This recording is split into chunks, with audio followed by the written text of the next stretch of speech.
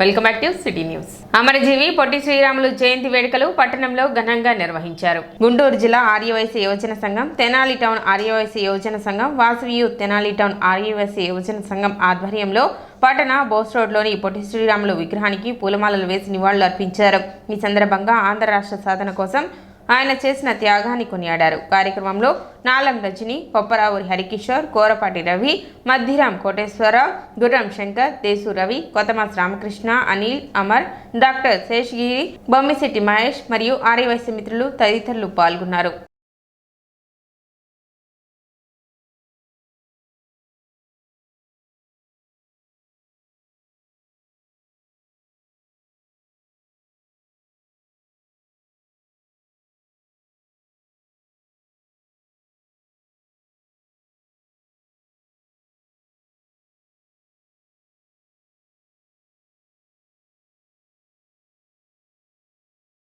యాభై 58 రోజులు సుదీర్ఘ ఆమరణ నిరాదీక్ష చేసి ఆనాడు డిసెంబర్ 15, 1952లో మరణించిన పిదప ఒక్కసారిగా ఆనాడు మద్రాస్ ప్రెసిడెన్సీలో ఉన్న మన ప్రాంతం అంతా కూడా తెలుగు ప్రాంతంలో ఉద్యమాలు లేచినాయి.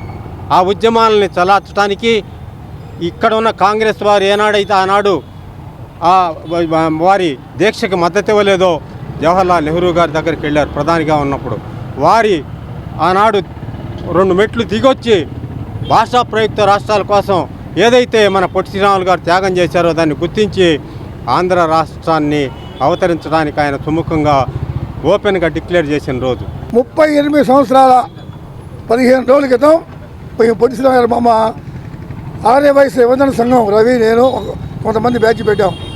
ఆ తర్వాత రోసయ్య గారు ముఖ్యమంత్రి ఉండగా కాంస్య విగ్రహం పెట్టాం. మళ్ళీ ఈ రోజున గుంటూరు జిల్లా యువజన సంఘ సమాఖ్యలో మన కిషోర్ నాయకత్వంలో చేస్తున్నాం. చాలా సంతోషంగా ఉంది. ఎందుకంటే నేను కూడా ఆర్యవైశ్య మహాసభలో, నా వయసు పెద్దదే, నేను ఆర్యవైశ్య మహాసభలో ఈ సినిమా పనిచేస్తున్నాను. మరి ఈ విగ్రహానికి అంత చరిత్ర ఉంది. ఏ నాయకులు ఎవరు చేసినా కూడా నేను ప్రస్తుతం చేస్తూనే ఉంటాను. ఇంకోటి ఏంటంటే చంద్రబాబు ఎవరు ఇన్నాళ్ళైనా కూడా గుర్తించిన రోజుల్లో మన మహానుభావుడు చంద్రబాబు నాయుడు గారు వాడు సీఎంగా ఉన్నప్పుడు నెల్లూరు జిల్లాని పొట్టి శ్రీరాములు జిల్లాగా నామకరణం చేయించాడు. ఆ రోజున అది గొప్పతనం. తర్వాత ఎవరు చేయలే. పొట్టి శ్రీరాములు గారి 124వ జయంతి సందర్భంగా ఇక్కడికి విచ్చేసిన అందరికీ కూడా ఈ కార్యక్రమాన్ని జయప్రదం చేసినందుకు థ్యాంక్స్ అండి. ఒకటి, సమకాలీన రాజకీయాలకి పొట్టి శ్రీరాములు గారికి చాలా తేడా ఉంది. ఎందుకంటే సిద్ధాంతాల కోసం, అభిప్రాయాల కోసం ప్రాణత్యాగం చేసిన నాయకుడు ఆయన నిరాహార దీక్ష 58 రోజులు చేసినప్పుడు రెండోసారి చేసినప్పుడు ఎవరూ కూడా ఆయన్ని పెద్దగా పట్టించుకోవాల, మద్దతు పలకల. అంటే నిరాహార దీక్ష చేసే సమయంలో ఎవరు కూడా ఆయనతో లేరు. కేవలం 2-3 మాత్రమే వారి ఫ్రెండ్ వాళ్ళ ఇంట్లో అతి కష్టం మీద 58 రోజుల పాటు నిరాహార దీక్ష చేశాడు. పైనుంచి చాలా ఒత్తిళ్ళు వచ్చినాయి, మీరు మానిపించండి, చేయించండి, అది ఇది అని చెప్పి. ఎవ్వరూ మద్దతు తెలపట్లేదు, ఎవరు ఆయనతో లేరు, ఇదేది జరిగేది కాదు, తీసేసేయండి అని అన్నారు. కానీ ఏమీ లెక్క చేయకుండా ఆయనతో పాటు పనిచేసిన వాళ్ళు స్వాతంత్రోద్యమంలో అందరూ కూడా పదవులు తీసుకుని ముఖ్యమంత్రిగా రకరకాల హోదాల్లో ఎంజాయ్ చేస్తున్నా కూడా అవేమీ ఆయన పట్టించుకోలేదు, అవేమీ ఆయన తీసుకోవాలి, ఆశించాల. ఆయన కేవలం తెలుగు వాళ్ళ భవిష్యత్తు కోసము, మన ఐడెంటిటీ కోసము కృషి చేశాడు ఆయన. ఆరుగాలం శ్రమించే రైతన్నలకు ప్రధాన ఆట విడుపు ఎడ్ల పందాలు. గీతలు సత్తా చాటుతుంటే రైతన్నల్లో ఆనందం అవధులు దాటుతుంది. అంతటి ఆనందాన్ని రైతులతో పాటు ప్రజలకు కూడా అందించేందుకు తెనాలి వేదిక కాబోతుంది. తెనాలి మార్కెట్ యార్డ్లో నిర్వహించనున్న ఎడ్లబాల ప్రదర్శన, పశుపాల ప్రదర్శన పోటీలు వినోదంతో పాటు విజ్ఞానాన్ని పంచనున్నాయి. Alapati Sivaramakrishna memorial trust, MLC Alapati Rajendra Prasad ఆధ్వర్యంలో ఈ నెల 29 నుండి ఏప్రిల్ 4 వరకు జరగనున్న ఎడ్లబాల ప్రదర్శన, పశుపాల ప్రదర్శన పోటీలకు సంబంధించి ఏర్పాట్లు శరవేగంగా జరుగుతున్నాయి. ఎడ్లు బండ్లలాగే బరిని సిద్ధం చేసి దాని చుట్టూ ఫెన్సింగ్ ఏర్పాటు చేస్తున్నారు. పోటీలను వీక్షించేందుకు వీలుగా గ్యాలరీలను కేటగిరీల వారీగా పోటీలకు సంబంధించిన బండలను సిద్ధం చేస్తున్నారు. ప్రభుత్వ ఆధ్వర్యంలో వివిధ రకాల విజ్ఞాన ప్రదర్శనలు రైతులకు మేలు చేకూరే విధంగా ఏర్పాటు చేయనున్నారు. 18 కమిటీలు ఈ పోటీలకు సంబంధించిన పనులను పర్యవేక్షిస్తున్నాయి.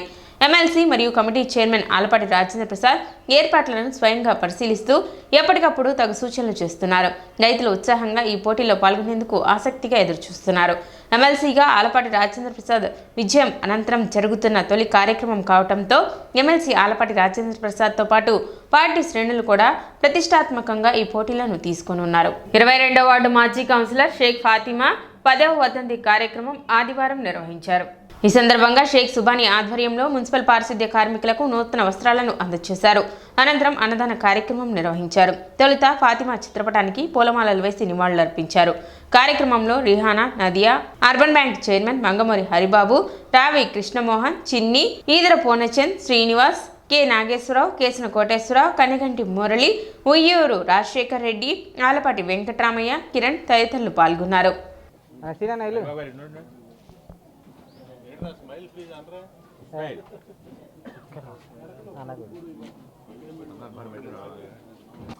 జోహార్ ఫాతిమా గారు, జోహార్ ఫాతిమా గారు, జోహార్ ఫాతిమా గారు.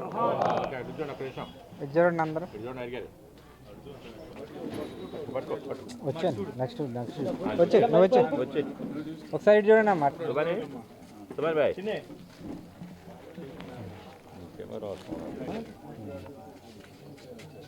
ఓకే నెక్స్ట్ ఒక్కొక్క నాయకులు వచ్చేమా. ఓకే స్పీడ్కి వెళ్ళిపోయింది.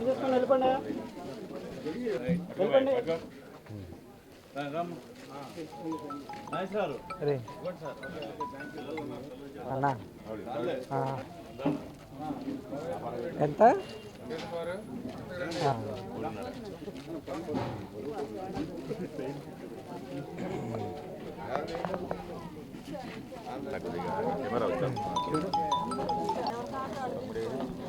మనోడే చెప్పాలే అంటే ఆ టైం కావద్దు సాయంత్రం 6 గంటల కానీ మళ్ళీ అబ్బాయి వస్తాడు కదా, అబ్బాయి తీసుకోవడానికి. జెంట్స్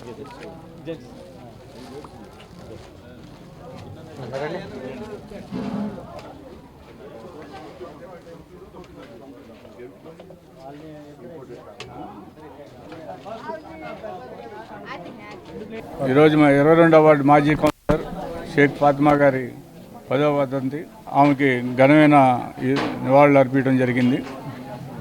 మరి సుబానీ గారు ఆమె భర్త ఆమె స్వర్గస్థాయిని కానించి ప్రతి వర్ధంతి పేదలకి నూతన వస్త్రాలు, అన్నదాన కార్యక్రమాలు ఆమె మీద ఉన్న ప్రేమతో ఘనంగా ఈ రోజుకి ఈ సంవత్సరానికి కూడా చేయడం అనేది చాలా గొప్ప విషయం.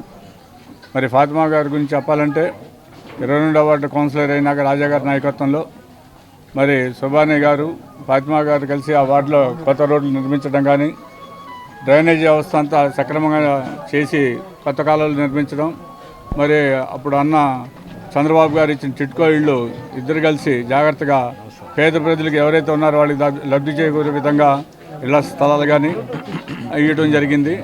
ఈరోజు షేక్ ఫాతిమా గారి 10వ వర్ధంతి సందర్భంగా వారి భర్త గారైన సుబానీ గారు ఈ పేదలకి దుప్పట్లు పంచడం కానీ, బట్టలు పంచడం కానీ, ఈ సేవా కార్యక్రమాలు ఆయన ఈ 10 సంవత్సరాల నుంచి చేయటం ఎంతో ఇది. 10 సంవత్సరాలు వారి భార్య గారు చనిపోయినా కానీ ఆమెను గుర్తుపెట్టుకుని అవి చేయటం. ఆ రోజు ఆమె కౌన్సిలర్గా ఈ వార్డులకు చేసిన సేవా కార్యక్రమాలు కానీ, అట్లాగే తర్వాత వారి కుమార్తె రేహానా గారు కూడా ఈ వార్డులో ఎన్నో కార్యక్రమాలు, ప్రభుత్వ కార్యక్రమాలు అయితేనేమి, సొంతంగా సేవా కార్యక్రమాలు అయితేనేమి ఎన్నో చేశారు. తర్వాత నదియా గారు కూడా ఈరోజు డెంటల్ డాక్టర్గా ఆమె సేవలు అందిస్తున్నారు. వారి కుటుంబం ప్రజల సేవ కోసమే ఉన్నారా అని అనిపిస్తుంది. ఈరోజు దివంగత 22వ వార్డు కౌన్సిలర్ షేక్ ఫాతిమా గారి 10వ వర్ధంతి సందర్భంగా ఆమె భర్త షేక్ రేపల్లి సుబానీ గారి ఆధ్వర్యంలో వారి స్వగృహం నందు 10వ వర్ధంతి కార్యక్రమం ఘనంగా నిర్వహించుకోవడం జరుగుతుంది.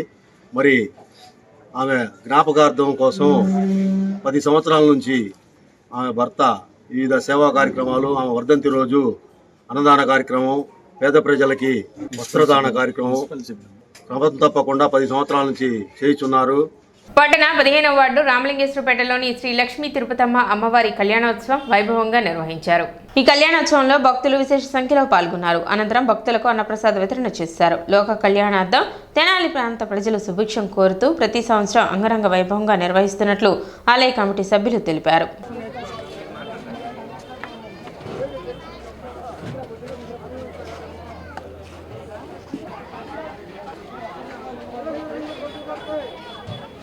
వెళ్ళారా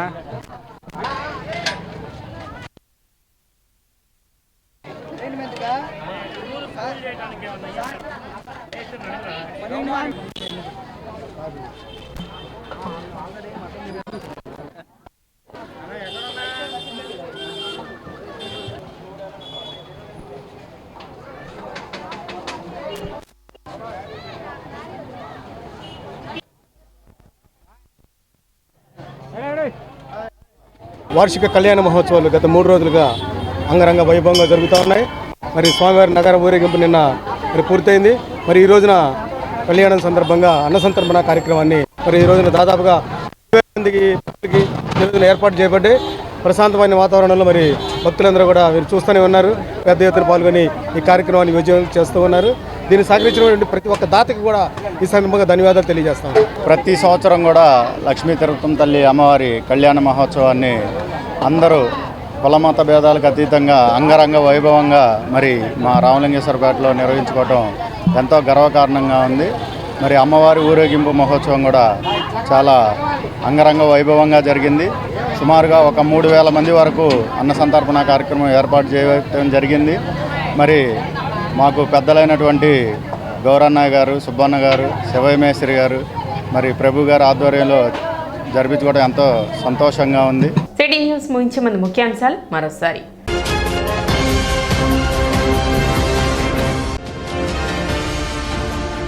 సోమవారం నుండి ప్రారంభం కానున్న 10వ తరగతి పరీక్షలు అన్ని ఏర్పాట్లు పూర్తి చేసిన అధికారులు.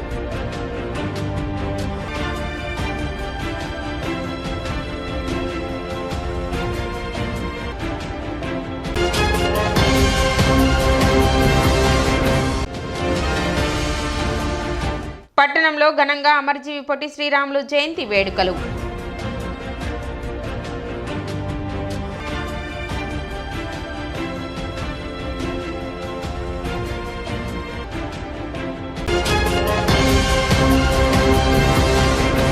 సిటీ న్యూస్ ఇంతటితో సమాప్తం. నమస్కారం.